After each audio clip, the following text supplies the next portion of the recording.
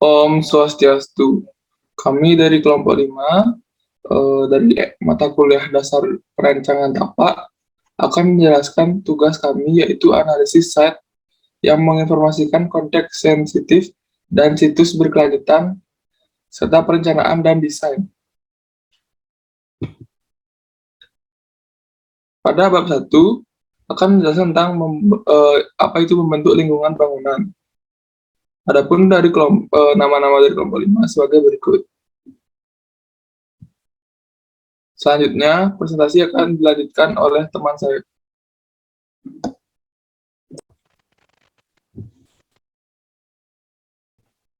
Saya Ketut Ayu Nohandra Asmaradanti, NIM 202062121146 akan melanjutkan presentasi dari bab 1.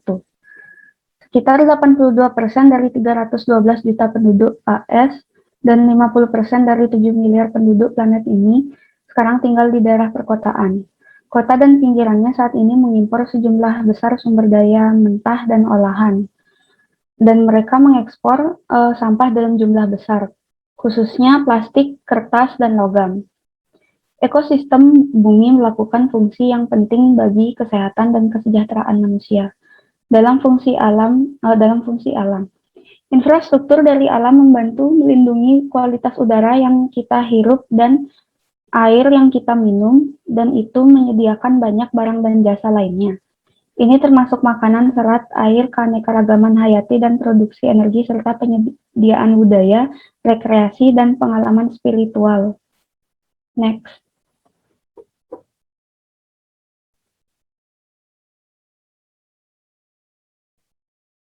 Jasa ekosistem mendukung peradaban manusia dengan menyediakan jangkauan yang luas dari barang dan jasa.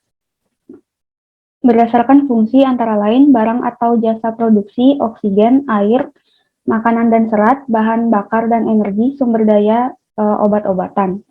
Berdasarkan regulasi antara lain penyimpanan dan daur ulang bahan organik, dekomposisi dan daur ulang kotoran manusia, regulasi iklim lokal dan global, kemudian ada ruang untuk pemukiman, ruang untuk pertanian, ruang rekreasi, dan berdasarkan informasi yaitu sumber estetika, informasi sejarah atau warisan, dan informasi ilmiah dan pendidikan.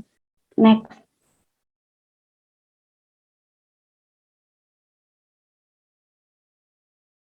Selanjutnya presentasi akan dilanjutkan oleh teman saya. Perkenalkan, nama saya Yani Putri Jagasnanda Puspa Anjani, NIM 133. Sini saya akan melanjutkan presentasi dari teman saya. Bab 1.3, penata layanan berbasis tempat. Komisi Dunia untuk Lingkungan dan Pembangunan menunjukkan bahwa pembangunan berkelanjutan berusaha untuk memenuhi kebutuhan dan aspirasi saat ini tanpa mengorbankan kemampuan mereka untuk memenuhi orang-orang dari masa depan. Sistem ruang terbuka yaitu area alam yang terhubung dan tempat-tempat luar ruangan lainnya yang menyediakan reinkarnasi linear, reinkarnasi jaringan, transportasi. Mencapai tujuan ini melibatkan koordinasi pada skala komunitas dan bahkan regional.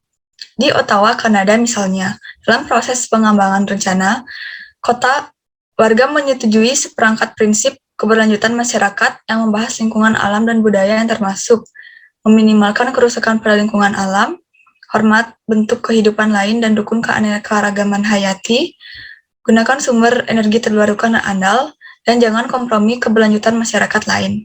Next.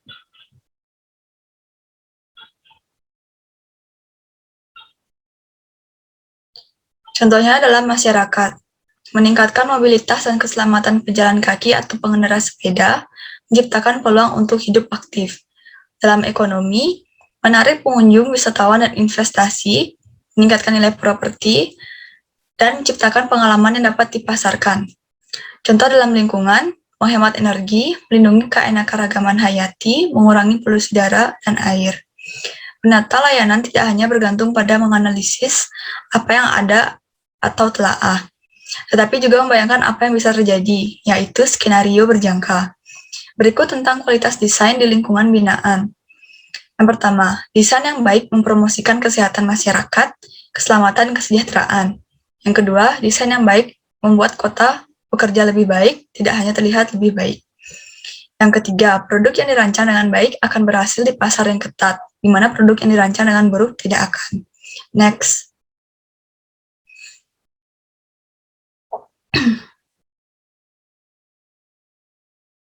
Perencanaan lokasi yang responsif terhadap kendala lingkungan yang melekat dapat mengurangi biaya konstruksi dan meningkatkan layanan ekosistem kritis. Dapat dilihat pada tabel berikut. Next. Dalam Guiding Principles of Sustainable Design, layanan Taman Nasional menganalisis dampak lingkungan potensial dari pembangunan fasilitas taman baru dengan mencari jawaban atas pertanyaan ini. Yang pertama, input apa yang diperlukan untuk mendukung opsi pengembangan, dan apakah input yang diperlukan tersedia? Yang kedua, dapatkah output limbah ditangani dengan biaya lingkungan yang dapat diterima? Yang ketiga, apakah dampak pembangunan dapat diminimalkan? Next.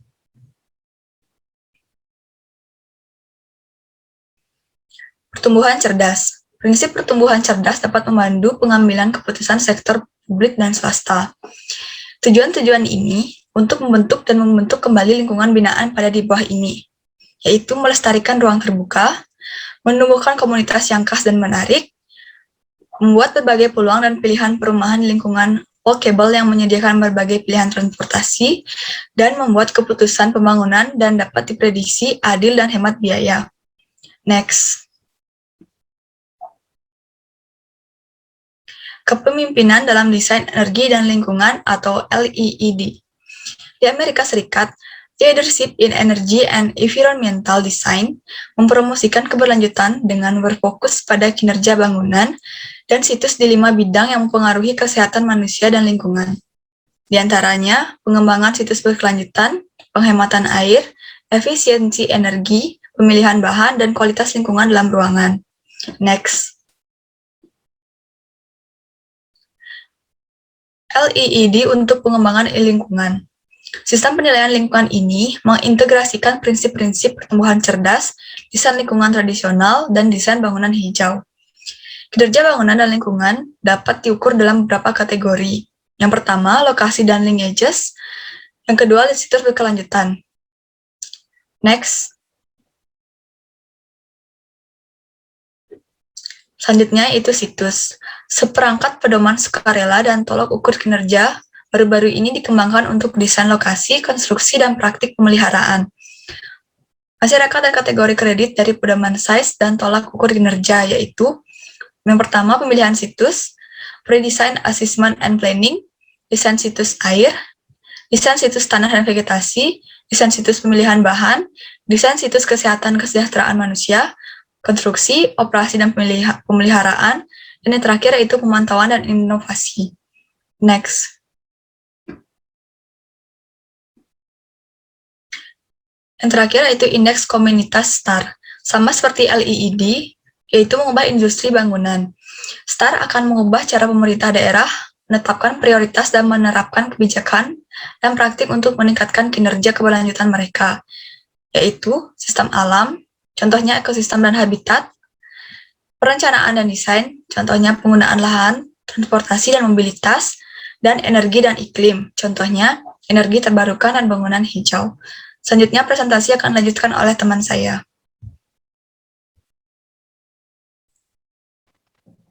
Baik, saya Iwan Cipta Adi Mahendra, NIM 166, akan melanjutkan presentasi dari teman saya.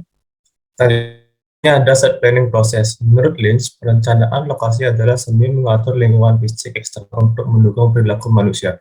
Itu terletak di sepanjang batas-batas arsitektur, teknik arsitektur landskap, dan perencanaan kota, dan dipraktikkan oleh anggota dari semua profesi ini. Pasti rencana situs, struktur, dan aktivitas dalam ruang 3 dimensi dan jika sesuai dalam waktu. Proyek perencanaan lokasi biasanya terbagi dalam 3 kategori. Yang pertama itu proyek tanpa bangunan, proyek dengan 1 gedung, dan proyek dengan 2 atau lebih bangunan. Di sini ditampilkan gambar proses perencanaan set dan proses desain. Next. Selanjutnya ada inisiasi proyek. Pertumbuhan dan perkembangan lingkungan binaan terjadi secara bertahap yang diprakarsai oleh klien di sektor swasta atau publik. Klien akan memilih perusahaan yang akan menangani proyeknya. Setelah perusahaan dipilih, klien dan perusahaan akan melakukan kontrak untuk mendefinisikan pekerjaan yang harus diselesaikan. Selanjutnya, pemilihan dan pemrograman site. Pemilihan lokasi melibatkan pengidentifikasian dan evaluasi perubahan site asli dan pemilihan site terbaik untuk tujuan penggunaan proyek. Selanjutnya, analisis site. Banyak faktor fisik, biologis, dan faktor budaya yang dapat mempengaruhi kesesuaian site. Lokasi site dapat berupa sumber daya alam atau budaya unik yang berkontribusi terhadap suatu tempat. Selanjutnya ada desain konseptual. Proses mengadaptasi program dengan fitur unik site yang mengalir langsung dari analisis site. Rencana konsep mengatur secara spasial usulan proyek. Membuat dua atau lebih rencana konsep sangat membantu dalam memilih desain site. Di sini ditampilkan tabel bahaya, kendala, atau gangguan yang dapat mempengaruhi pemilihan lokasi serta perencanaan dan desain lokasi. Next.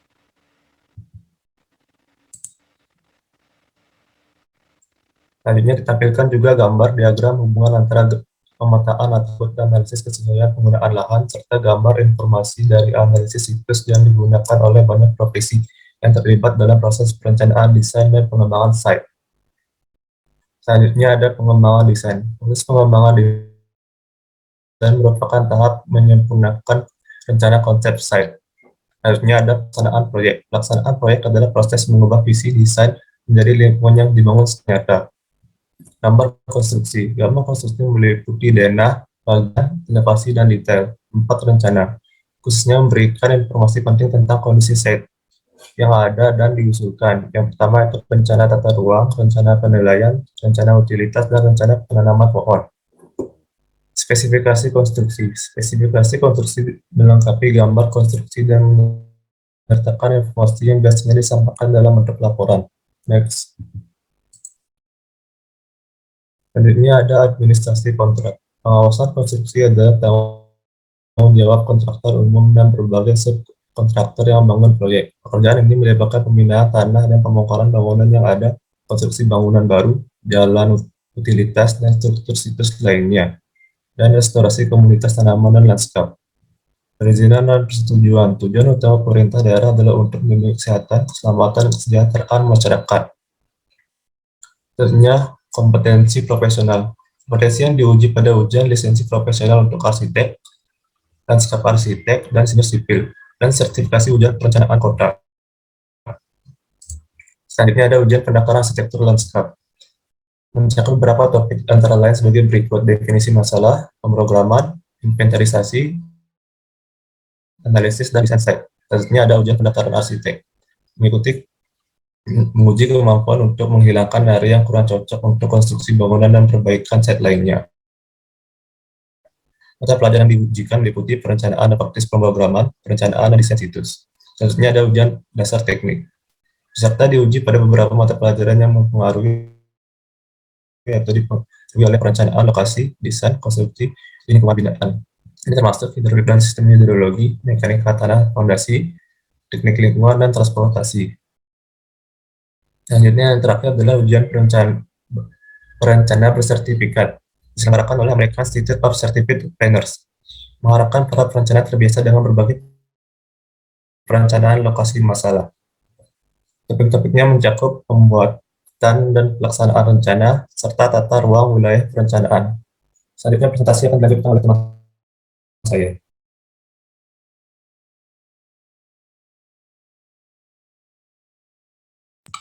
Selanjutnya, presentasi akan saya lanjutkan. Nama saya Gusti Rahmadi Mulandika dengan NIM 2062621164. Dari pemaparan di atas, dapat disimpulkan bahwa lahan yang tidak merata di bumi ini memiliki berbagai set yang unik dan berbeda, baik dari set fisik, biologis, dan budaya yang berbeda, dan memiliki beberapa aspek yang berbeda dari masing-masing, yang membatasi antara set yang lainnya. Hal tersebutlah yang menyebabkan adanya pemahaman yang luas dan dari setiap site, dan mengakibatkan beberapa poin yang kurang dipahami antara site. Pengembangan site juga berdampak pada orang-orang dan properti dan lingkungan sekitarnya, atau yang lebih umum, peluang untuk memaksimalkan nilai sosial, ekonomi, dan lingkungan site akan terlewatkan.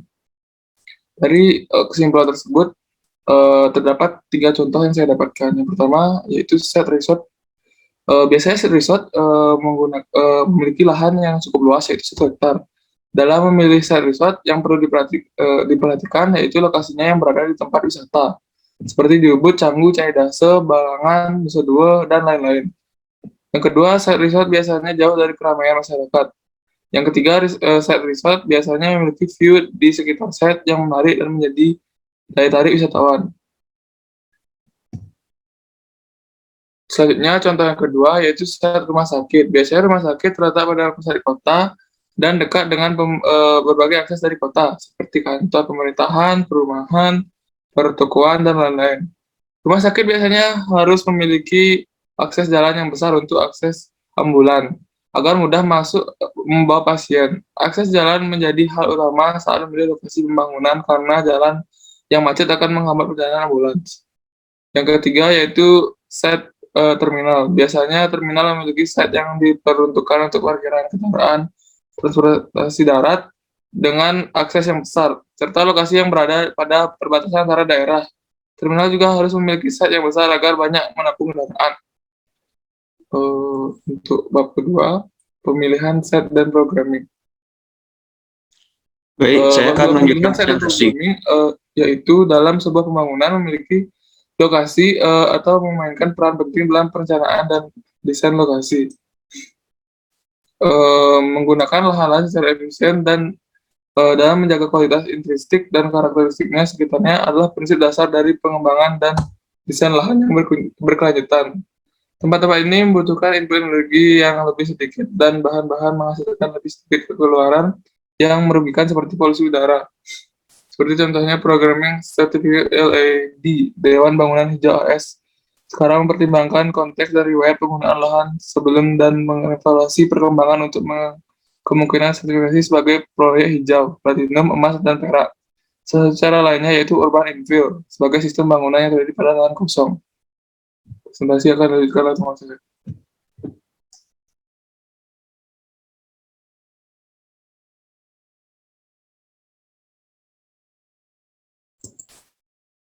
Baik, saya akan melanjutkan presentasi. Perkenalkan, nama saya Gusti Ngurah Suradaksa dengan NIM 2020621211139. Lingkup pemilihan site. Ruang lingkup upaya pemilihan lokasi adalah fungsi dari tujuan dan persyaratan proyek dan ruang lingkup pencarian. Masalah-masalah ini dibahas secara lebih rinci. Berikut ini bagian. Yang pertama, pemrograman, yaitu pemilihan lokasi adalah proses optimasi yang dilakukan untuk berbagai tujuan, termasuk real estate, pembangunan, restorasi, habitat tumbuhan dan satwa liar, perlindungan lahan pertanian, dan pembukaan publik akuisisi ruang. Next.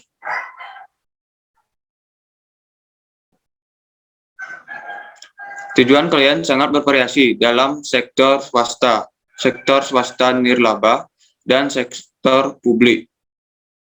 Menurut Tusler DKK 1993, halaman 233, seorang programmer proyek yang sukses. Yang pertama yaitu mengkomunikasikan proses yang diusulkan kepada semua yang terlibat. Yang kedua, tidak mengunci solusi yang terbentuk sebelumnya. Yang ketiga, merekonsiliasi kebutuhan subkomponen dengan tujuan dan sumber daya organisasi secara keseluruhan. Yang keempat, sering menguji dan meninjau konsep desain sebagai model fungsional dan ruang. Yang terakhir ada dieksplorasi. Pemrograman proyek memerlukan 4 langkah dasar, Goldman dan Petros 1993, yaitu yang pertama, mulai proyek. Yang kedua, kembangkan misi dan tujuan proyek. Yang ketiga, tentukan persyaratan operasional dan visi proyek. Yang keempat, dokumentasikan dan presentasikan program kepada klien.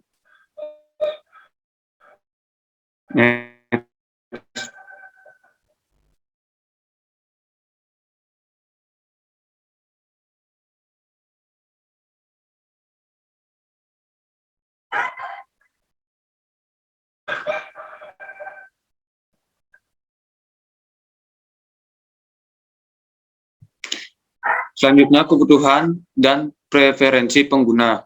Tujuan utama dari fase pemrograman adalah untuk mencapai kesepakatan dengan klien tentang harapan untuk proyek tersebut. Tergantung pada profil demografis rumah tangga, preferensi lokasi tempat tinggal dapat dipengaruhi oleh yang pertama, kedekatan dengan tempat kerja, yang kedua, kualitas sekolah terdekat, yang ketiga, keamanan lingkungan, Yang keempat, dekat dengan restoran, toko, dan layanan. Yang kelima, kualitas fasilitas rekreasi terdekat. Next.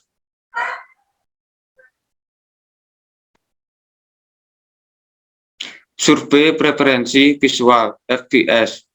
Survei preferensi visual adalah cara yang berguna untuk mengumpulkan pendapat pemangku kepentingan mengenai alternatif pengembangan, pembangunan kembali, atau restorasi masa depan. Artikulasi bangunan, misalnya fasad, rambu, atap. Penempatan bangunan, misalnya hubungan dengan jalan dan pintu masuk lokasi. Ruang terbuka, yaitu mencakup misalnya pencahayaan dan landscape. Parkiran kendaraan, yaitu misalnya penyaringan dan hubungannya dengan jalan. Sebagian besar FPS menggunakan pendekatan berikut. Ewing 2001 halaman 271 sampai 273. 50 hingga 100 peserta diperlihatkan foto atau slide adegan. Yang kedua, waktu penonton per adegan adalah setengah menit atau kurang. Next. Selanjutnya, desain precedence.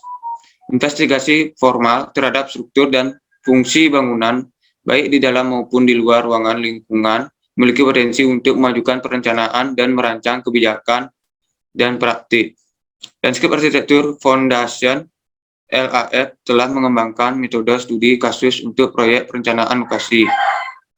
LAF merekomendasikan untuk mengumpulkan informasi berikut. Yang pertama, penggunaan dan persyaratan terprogram. Yang kedua, organisasi tata ruang dan artikulasi bangunan. Yang ketiga, respon desain terhadap faktor situs dan kontekstual. Yang keempat, teknik untuk melindungi dan memulihkan sumber daya lingkungan dan budaya. Yang kelima, biaya konstruksi dan operasional. Next.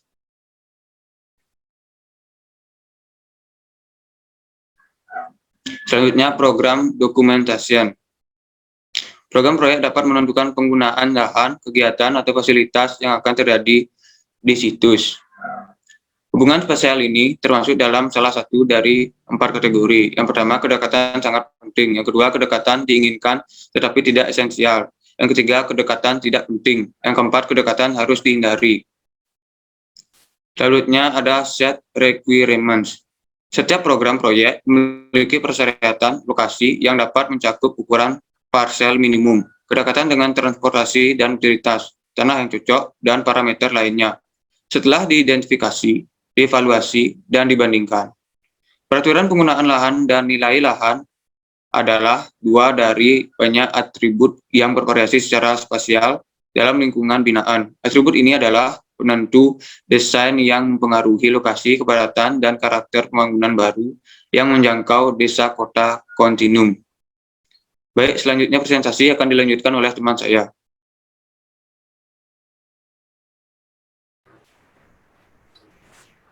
Selanjutnya, saya akan memperkenalkan diri dulu.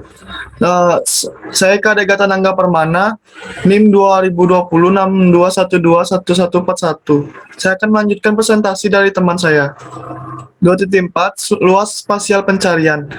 Proyek perencanaan lahan muncul dalam salah satu dari dua cara.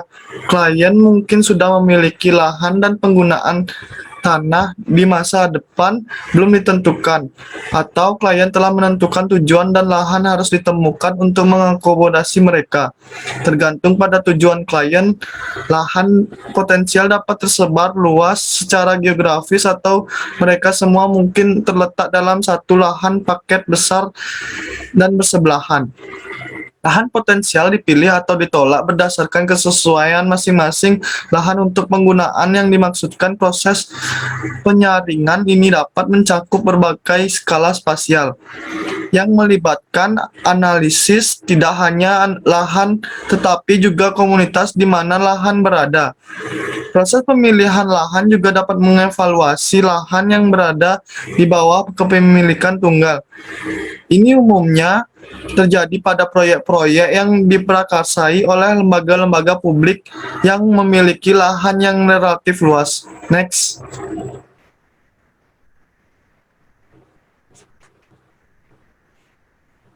2.5 Proses pemilihan lahan. Memilih lahan yang paling cocok tersedia untuk proyek pengembangan lahan atau pembangunan kembali memiliki beberapa manfaat potensial. Ini termasuk yang pertama, kenyamanan yang lebih besar bagi pengguna lahan, estetika yang disempurnakan, dampak lingkungan negatif yang lebih sedikit, dan yang terakhir mengurangi biaya untuk mengizinkan konstruksi, operasi, dan pemeliharaan. Proses pemilihan lahan memiliki 6 langkah diskrit. Yang pertama, memperjelas tujuan proyek dan persyaratan lahan. Yang kedua, pilih kriteria pemilihan lahan. Yang ketiga, kumpulan data lahan dan pilihan lahan potensial. Yang keempat, mengevaluasi kesesuaian masing-masing lahan. Yang kelima, peringkat lahan alternatif dan pilihan yang terbaik. Yang keenam, uji kelayakan proyek. Next. Langkah pertama, klarifikasi tujuan proyek dan persyaratan lahan. Proses pemilihan lahan dimulai oleh klien. Tujuan proyek dapat sangat bervariasi di antara klien yang berbeda, yang dapat mencakup lembaga publik, organisasi non-pemerintah, dan bisnis milik pribadi. Proyek sektor publik yang melibatkan pemilihan lokasi termasuk akuisisi atau pengembangan fasilitas seperti perpustakaan, sekolah, dan taman bisnis, baik yang dimiliki oleh individu, kemitraan, atau perusahaan. Terlibat dalam pemilihan lokasi untuk pindah atau memperluas ke pasar. Langkah kedua, pilih kriteria pemilihan lahan. Kesesuaian lahan sebagian merupakan fungsi dari kondisi lahan, faktor kontekstual, dan biaya yang diharapkan. Kapasitas lahan untuk mempertahankan penggunaan atau kegiatan yang diusulkan tergantung sebagian pada lahan kondisi fisik, yang meliputi area lahan, akses matahari, dan utilitas kota yang tersedia dan layanan. Next. Banyak faktor sosial, ekonomi, dan lingkungan dapat mempengaruhi keberhasilan suatu lahan proyek pembangunan atau pembangunan kembali. Proses ini membahas 3 masalah penting, yakni kapasitas, kompatibilitas, dan keterjangkauan. Next.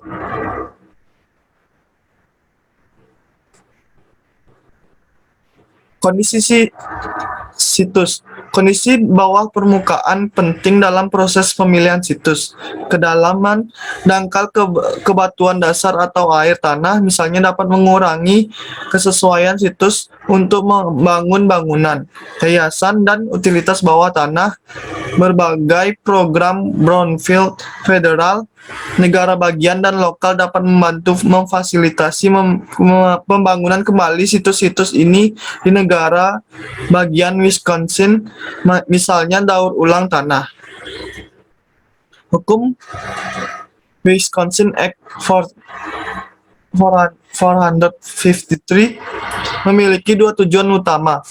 Yang pertama, mendorong pemerintah daerah untuk mengambil hak atas yang terkontaminasi lingkungan dan mengembalikan situs ke pengguna produktif. Yang kedua, membebaskan Kota Madya dari tanggung jawab atas tindakan perbaikan jika properti tersebut diperoleh melalui proses kenakalan pajak atau atas pemerintah pengadilan kebangkrutan. Program pembangunan kembali brownfield sektor publik mengurangi risiko keuangan dan memungkinkan remediasi dalam situs tertentu untuk kondisi yang masih terkontaminasi tetapi dapat berkembang. Alih-alih membutuhkan pembuangan limbah lengkap dari situs yang terkontaminasi, jenis tertentu dan jumlah limbah diizinkan untuk tetap berada di bawah tanah jika langkah-langkah diambil untuk mencegah infiltrasi limpasan permukaan air ke dalam tanah yang terkontaminasi. Next.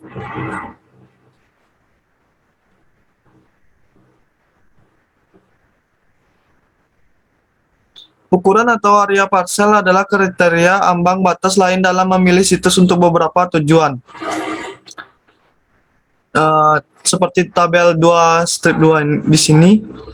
Kriteria lain mungkin penting dalam memilih situs untuk penggunaan lain, misalnya American Society of Golf Course Architects pada tahun 2000 menunjukkan bahwa situs yang dipilih untuk lapangan golf pengembangan harus memiliki hal-hal sebagai berikut. Yang pertama, lanskap yang menarik secara visual. Yang kedua, drainase tanah yang memadai dan tanah lapisan yang atas berkualitas. Yang ketiga, ketersediaan utilitas yang cukup. Yang keempat, akses mudah ke infrastruktur transportasi. Next.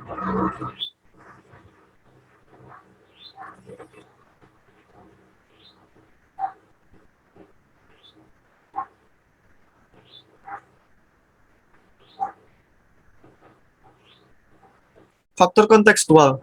Pendekatan konteks sensitif terhadap pemilihan situs juga mempertimbangkan kompatibilitas penggunaan yang diusulkan dengan daerah sekitarnya. Misalnya kriteria untuk memilih situs penjara di Amerika Serikat termasuk kondisi situs serta kondisi sosial. Pemilihan situs ini kriteria termasuk sebagai berikut. Kedekatan dengan komunitas dari mana sebagian besar narapidana datang, daerah yang mampu menyediakan atau menarik staf profesional.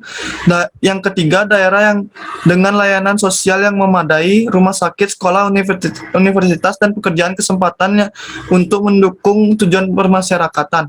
Next. Angka ketiga, kumpulkan data situs dan pilih situs potensial. Pada beberapa proyek, klien dapat mengidentifikasi situs potensial pada gambar 2-6, strip 6. Dalam kasus lain, situs potensial harus ditemukan pada gambar 2 strip 7, seringkali melalui analisis spasial menggunakan sistem informasi geografis Castle 1998. Sumber data yang dapat berguna dalam menemukan situs potensial termasuk sebagai berikut. Beberapa layanan listing atau MLS untuk properti yang dijual atau disewa, peta tanah kosong, infill, dan pembangunan kembali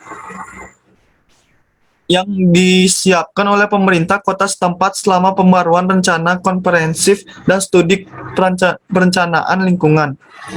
Pemerintah daerah umumnya mendukung pembangunan dan pembangunan kembali yang menambahkan pekerjaan. Next.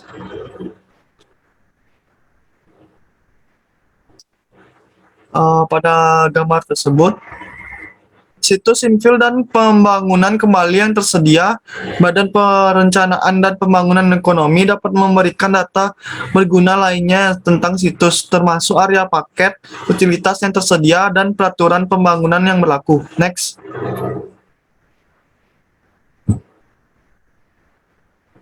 Yang keempat, evaluasi kesesuaian masing-masing situs.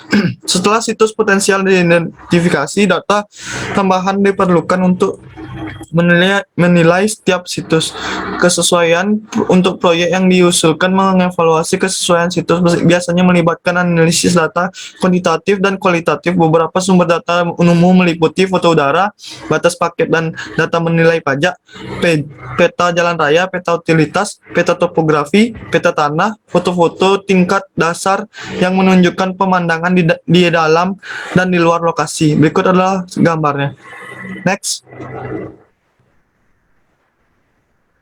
Situs sekolah yang sempurna dapat dibayangkan secara umum sejajar dengan beberapa topografi bunga, memiliki utilitas lengkap, tanah stabil dan dikeringkan dengan baik, jalan yang sangat baik, dan akses pejalan kaki, perlindungan dari pola cuaca berlebihan, dan ruang yang cukup untuk fasilitas sekolah, taman bermain, dan lapangan olahraga.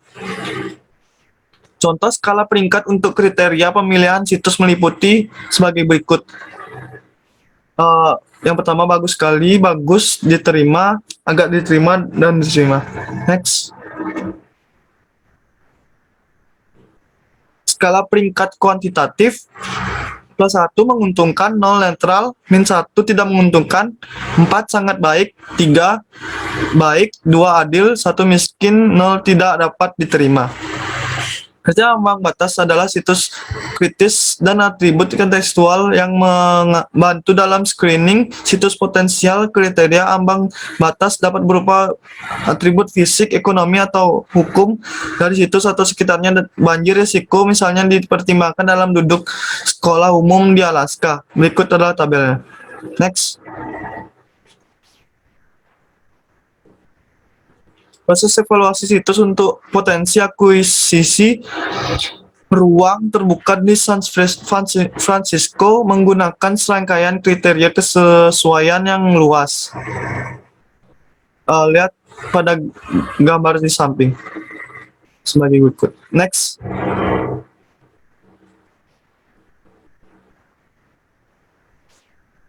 Langkah yang kelima, peringkat kesesuaian situs diringkas dalam. Langkah ke-6, uji kelayakan proyek. Setelah situs terbaik telah dipilih, kelayakan proyek dapat dipelajari secara lebih rinci sebelum situs dan dibeli dan proyek pindah ke fase berikutnya dari perencanaan situs. Proses studi kelayakan mungkin termasuk yang sebagai berikut: analisis pasar, penilaian kendala dan peluang, laporan keuangan pro forma, konsep desain, misalnya rencana konsep dan simulasi 3 dimensi, evaluasi akuisisi dan holding situs. Tujuan penyelidikan ini atau uji tuntas adalah untuk memastikan bahwa semua potensi risiko dan biaya telah diantisipasi sebelum mengakuisisi properti. Dan yang kedua, biaya desain dan teknis situs. Dan selanjutnya akan dijelaskan oleh teman saya.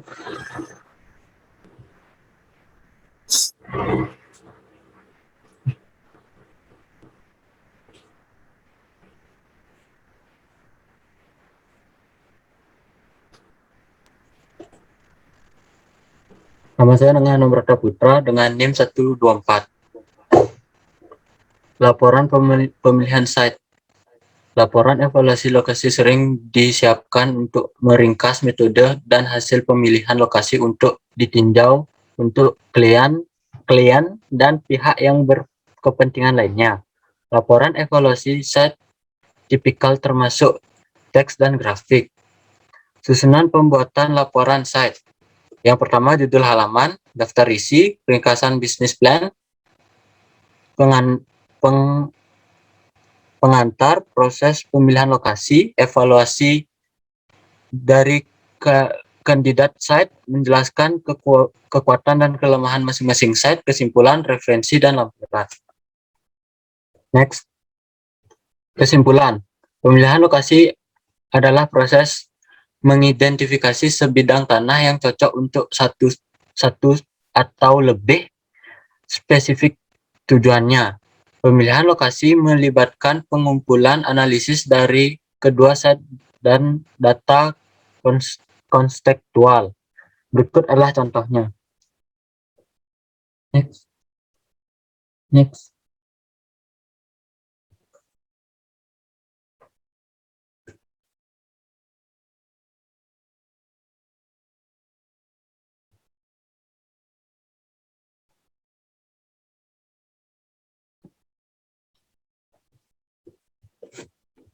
Sekian presentasi dari kelompok kami.